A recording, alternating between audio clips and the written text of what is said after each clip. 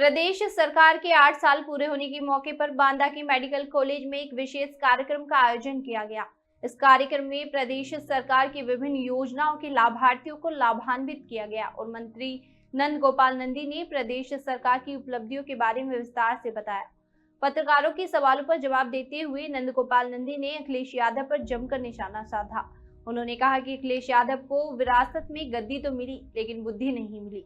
सपा सरकार में अखिलेश यादव ने कई ऐसे काम किए हैं जिन्हें देखकर ये लगता है कि उन्होंने खुद ही अपने प्रशासन को शर्मसार कर 5 साल तक वे लैपटॉप पर गेम खेलते रहे और विकास की कोई दिशा नहीं दिखी।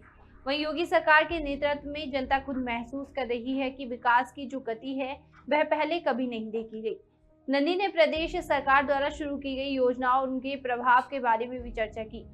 उन्होंने कहा, आज जनता खुद योगी सरकार की उपलब्धियों के बारे में बोल रही है कि सरकार जनता के हित में काम करने के लिए प्रतिबद्ध है और आने वाले समय में ये काम और भी तेज होगा। इसका पालन कर रहे हैं, वरना अभी तक बहुत कुछ हो गया होगा। हर समाचार सही कहा इसमें, अब और हम क्या कहेंगे। अरे महाराज हमारी गाड़ी आ जाए। मैंने कहा ना कि सही कहा, अब उसमें हम क्या कहेंगे ना। थोड़ा लोगों ने बर्बाद कर दिया, खुशियाँ मना रहे हैं। कुशासन के 8 साल हैं अखिलेश यादव जी के कहने हैं। अभी यहाँ पर 200-500 लोग होंगे, ऐसे चले जाइए और 500 लोगों से पूछिए कि अखिलेश क्या कह रहे हैं, योगी जी क्या कह रहे हैं, तो खुद ही अखिलेश के मुंह पर तमाचा पड़ेगा। ऐसे लोग जिनको विरासत में गद्दी मिल गई है, बुद्धि नहीं मिली, तो निश्चित रूप से अखिलेश की जो बचकानी हरकत है, आप देखिए कई निर्णय, जो वो कहते हैं ना खूब के चाटने वाली कहावत, कई निर्णय उन्होंने लिए, उसके बाद उन्होंने वापस लिए।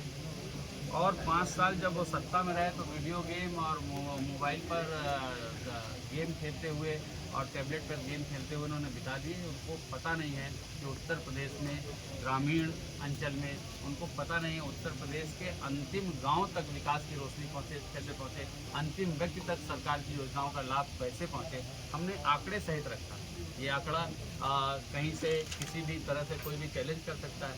ऐसे ही कुछ भी ट्वीट कर देने से, कुछ भी कह देने से दुनिया अंधी नहीं है।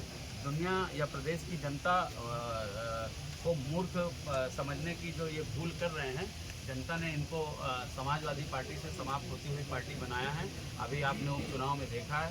निश्चित रूप से मैं कह सकता हूँ कि 2027 में इनका सुपड़ा साफ होगा और समाजवादी पार्टी समाप्त होती हुई पार्टी बन करके। भाजपा विधायक ने कहा योगी जी दिल्ली चले जाएं, केशव प्रदेश समाज।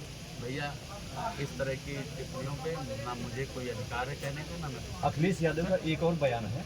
उन्होंने कहा है कि सीएम योगी को दुर्गंध पसंद है तो गौशाला बनवा रहे हैं, हमें सुगंध पसंद है, हमने इस पार्क बनवाया।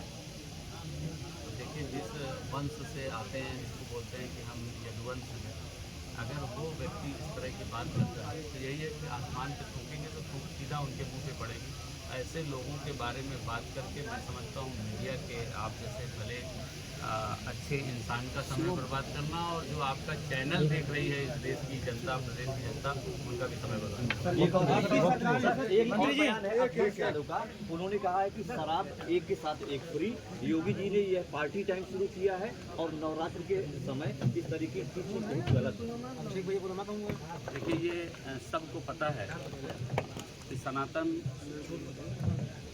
धर्म को मानने वाले लोग कौन हैं, सनातन को अपमानित करने वाले लोग कौन हैं। आज पूरी दुनिया आदरणीय प्रधानमंत्री जी के मार्गदर्शन में और 2014 से 2025 तक और 2017 से 2025 तक, इन 8 सालों में सनातन का जो सम्मान, सनातन की जो उपलब्धि है, सबने देखा है।